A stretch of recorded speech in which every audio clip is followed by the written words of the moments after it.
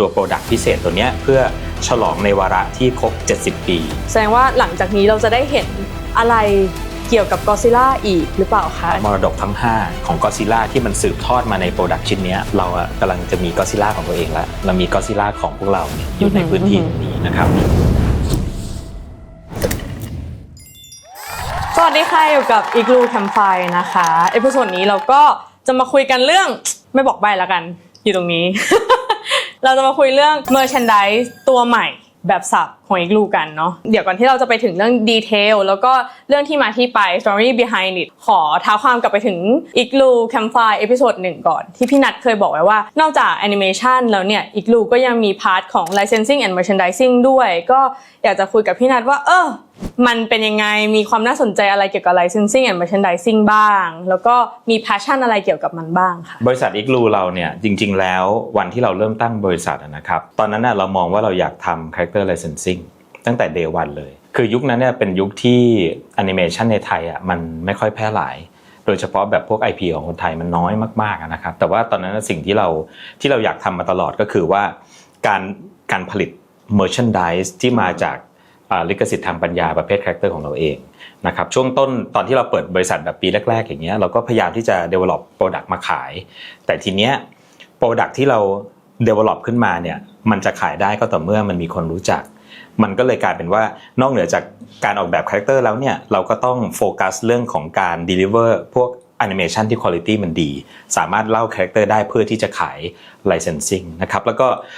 IP ตัวแรกของเราตอนนั้นน่ะก็คือ The Slug ก็คิดว่าบางคนที่ดูคลิปตัวนี้น่าจะรู้จักกันอยู่แล้วนะครับ The Slug ก็ถ้าใครรู้จักก็อายุไม่น้อยคือ The Slug ตอนนั้นเนี่ยเราก็มีพวก merchandise ที่จัดจำหน่ายในห้างหลายๆห้างนะครับมีในร้านชื่อ Loft ด้วยนะครับก็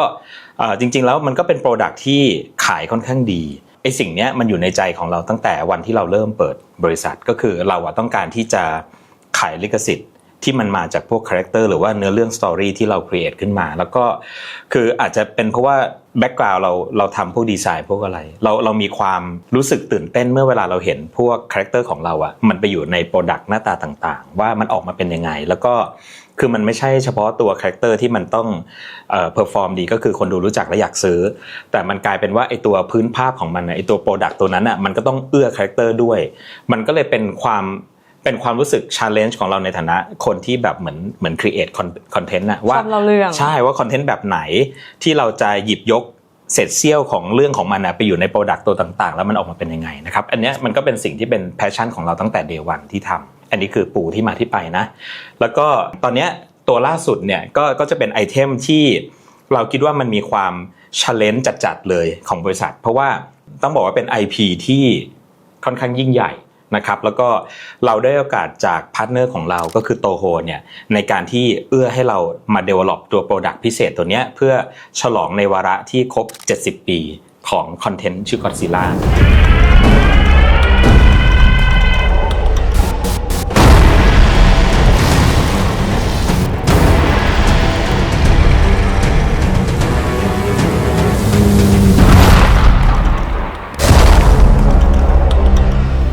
ทีเนี้ยพอ70 ปีแล้วเนี่ยอย่างที่บอกเราก็มีความ challenge ในฐานะนักออกแบบมันจะธรรมดาก็ไม่ได้นะครับเราก็เลยหยิบความไม่ธรรมดาของการที่เอาไอคอนิกของ Godzilla มารวมใน Art Piece ชิ้นเดียวแล้วเราก็พยายามที่จะดีไซน์จัดวางว่าทำยังไงให้ของ Product ตัวเนี้ยมันเป็นการที่ประกาศกล้าวในเชิงแบบว่าความรู้สึก complete ของ70 ปีเนี่ยมันมีอะไรนะครับให้มันแบบประกาศศักดามาถ้าพูดง่ายๆนะมันก็เลยเป็นที่มาของการที่เอาทั้ง5ตัวเนี่ยมาจัดวางแล้วก็เราก็พยายามที่จะได้เชฟแอนด์ฟอร์มพยายามจะเล่นกับตัว G หรือว่าพยายามที่จะดูว่าตัวไหนอยู่ในตำแหน่งไหนที่เหมาะที่สุดนะครับก็เลยกลายเป็น Art Piece ชิ้นนี้นะครับ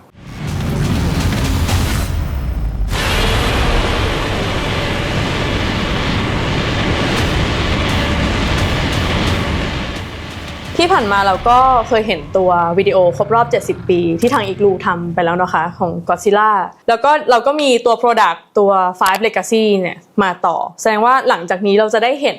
อะไรเกี่ยวกับ Godzilla อีกหรือเปล่าคะอันนี้พี่นัทแบบแชร์ให้ฟังได้ไหมเขาความตัวคลิป70 ปี Godzilla ก่อนก็คือว่าจริงๆมันเป็นแคมเปญที่ทีมงานทุกคนภูมิใจมากนะครับที่ทางโตโฮ Entertainment Asia เขามอบโอกาสให้เราเข้ามาช่วย develop นะครับคลิปแล้วก็เราก็คุยกันถึงว่ามันเหมือนเพื่อฉลองถึงความยิ่งใหญ่ตรงนี้เราก็อยากจะทำคลิปให้มันเข้าถึงคนใน Southeast Asia มันก็เป็นการบ้านอย่างหนักของฝั่งพวกเรานะตั้งแต่ตอนนั้นคือพยายามจะทำยังไงให้คนใน Southeast Asia ทุกคนรู้สึกว่าเรากำลังจะมีก็อดซิลล่าของตัวเองแล้วเรามีก็อดซิลล่าของพวกเราเนี่ยอยู่ในพื้นที่ตรงนี้นะครับแล้วเราก็มีการคิดนำเสนอเรื่องพาไปที่นู่นที่นี่ที่นั่นซึ่งผลปรากฏเนี่ยถ้ามีใครได้เข้าไปดูในตัวคลิปนะครับและอ่านคอมเมนต์เนี่ยจะเห็นว่าคนส่วนใหญ่รู้สึกตื่นเต้นนะแล้วคนใน Southeast Asia เนี่ยก็คิดไปในทางเดียวกันว่าอันนี้เป็นก็อดซิลล่าของเรามันอยู่ในพื้นที่นี้พื้นที่นั้นอะไรอย่างเงี้ยคือเราก็รู้สึกว่าสิ่งที่เรากับพาร์ทเนอร์พยายามจะคิดพยายามจะทำด้วยกันมันส่งผลมันก็เป็นความสำเร็จที่ทำให้เห็นว่าจริงๆแล้ว70 ปีที่ผ่านมาเนี่ยมันสร้างแฟนก็อดซิลล่าในคอนเทนต์เนี้ยสร้างแฟนทั่วทุกมุมโลกเยอะขนาดไหนแล้วจริงๆแล้วอย่างใน Southeast Asia ก็แทบจะรอไม่ไหวเลยที่เราอยากจะมีก็อดซิลล่าของตัวเองที่มาอยู่ในพื้นที่ของเรานะครับความสำเร็จอันนั้นเนี่ยมันก็เลยมาต่อยอดเป็นสิ่งนี้ที่เราก็เลยคิดว่านอกจากที่เราเฉลิมฉลองด้วยคลิปนอกจากไอ้ตัว Visual Effect อะไรที่มันเป็น Live Action ตรงนั้นเราก็อยากจะต่อยอดมาว่าเราก็อยากให้มันมี Product อะไรสักอย่างที่เราตั้งชื่อกันว่า Five Legacies มรดกทั้ง5ของก็อดซิลล่าที่มันสืบทอดมาใน Product ชิ้นนี้เราก็อยากให้อันนี้แหละเป็นตัวแทนของคนที่เป็นแฟนจริงๆนะครับแล้วก็เราก็จะโฟกัสในพื้นที่ประเทศไทยและเอเชียก่อนที่จะมีสิทธิ์ในการเข้าถึงโปรดักต์ตัวนี้นะครับเราก็อยากให้การเฉลิมฉลองเนี่ยมันพิเศษมากกว่าเดิมมากนอกจากแค่คลิปแล้วก็มีโปรดักต์ตัวนี้ด้วยเรียกได้ว่าเป็นการแบบว่า celebrate 70 ปีเนาะเพิ่งผ่านไปเมื่อปีที่แล้วอย่างแบบสมฐานะคือจริงๆก็จำอยู่ในพาร์ทของ creative process ที่แบบช่วย support นิดๆหน่อยๆด้วยเนาะค่ะก็ทำรีเสิร์ชมาบ้างก็ครบว่าโอเคทั้งหมดเนี้ยก็คือเรามี5ตัวเนาะค่ะแต่เรามีครบจากทั้งแบบ4ยุคเลยดีไซน์ก็แอบดูอยู่บ้างเนาะค่ะก็ทีมก็พยายามเก็บพวกเรื่องรายละเอียดของแบบดีเทลเอกลักษณ์ของแต่ละตัวอะไรเงี้ยแบบชินก็อดซิลล่าในฉากที่แบบเขากำลังแบบว่าพ่นไฟที่เป็นฉากแบบว่าไคลแม็กซ์ของเรื่องอะไรเงี้ยค่ะก็รู้สึกว่าขนาดเราไม่ได้แบบเป็นแฟนตัวยงแต่เราก็ดูมาตลอดใช่ไหมคะเราก็รู้สึกว่าได้รู้สึกถึงความ impact ว่านี่คือก็อดซิลล่าจากทางโตโฮทั้ง5ตัวเลยที่มันแบบค่อนข้างเอฟเฟกต์กับยุคสมัยของแต่ละตัวมากๆสำหรับจำแล้วก็เป็นคนที่หนึ่งในคนที่ติดตาม IP หลาย IP เนาะแล้วก็เป็นคนที่ชอบซื้อ merchandise ด้วยแหละจำสำหรับจำเองจำรู้สึกว่าในแง่ของ merchandise มันเป็นตัวที่ทำให้เราค่ะผูกพันไปกับตัว IP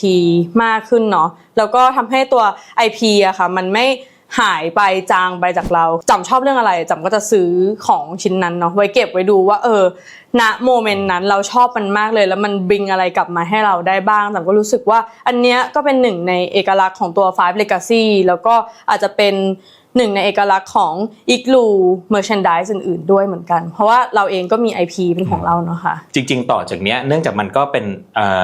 สิ่งที่มันเกิดขึ้นต่อเนื่องเนาะพี่ได้เล่าให้ฟังแล้วว่า Igloo เราตั้งใจจะทำแบบพวก merchandise อยู่แล้วหรือว่า character licensing นะครับต่อจากเนี้ยเราก็มีแพลนที่จะมี product สนุกๆไม่ว่าจะเป็น IP ของ Igloo เองหรือว่า IP ของพาร์ทเนอร์ต่างๆทั่วทุกมุมโลกเนี่ยมาขายในออนไลน์สโตร์ของเราด้วยในช็อปของเราเองด้วยนะครับก็สิ่งเนี้ยกำลังจะ launch เร็วๆนี้นะครับก็อยากจะฝากทุกท่านที่ดูคลิปตัวนี้นะครับหรือว่าแฟนของออฟฟิศเราเนี่ยช่วยติดตามแล้วก็อดใจเราหน่อยถ้าใครที่มีไอเดียดีๆอยากเห็นโปรดักต์แบบไหนก็เวลคัมที่ส่งข้อความข้อมูลมาให้เรานะครับเผื่ออะไรที่มันเป็นข้อมูลเพิ่มเติมที่ทำให้เราแบบรู้ว่าทุกคนตั้งหน้าตั้งตารออะไรอยู่เป็นอินไซต์ของแฟนใช่เราก็จะได้เราก็อยากรู้ค่ะโอเคค่ะก็เมื่อกี้พี่นัทแอบแพมๆไปแล้วเนาะเรื่อง Igloo Store นะคะเป็น e-commerce platform ที่เราจะทาง curate ทั้งของที่well design แล้วก็ well crafted ในฉบับ Igloo เนาะมีทั้งของ Igloo ผลิตแล้วก็ create เองแล้วก็ในอนาคตก็อาจจะมีสินค้าอื่นๆที่เรา curate มาแล้วแหละฝากให้ทุกคนติดตามไว้ด้วยนะคะก็คลิกเข้าไปได้ที่ Igloo Store เลยหรือว่าจะดูรายละเอียดอื่นๆที่ทาง Facebook แล้วก็เว็บไซต์ของ Igloo ได้เลยค่ะเราจะเปิดจอง pre-order ตั้งแต่วันที่25ตุลาคมวันนี้ก็ขอบคุณพี่นัทมากเลยนะคะที่มาแชร์ให้ฟังค่ะยังไงก็ฝาก Igloo Campfire ด้วยนะคะทาง YouTube ค่ะแล้วก็สามารถติดตามเพจ Igloo Studio ได้นะคะทาง Facebook ค่ะขอบคุณครับก็เปิดจองได้แล้ว pre-order ได้แล้วในวันที่ตั้งแต่5ตุลาคมจน25ตุลา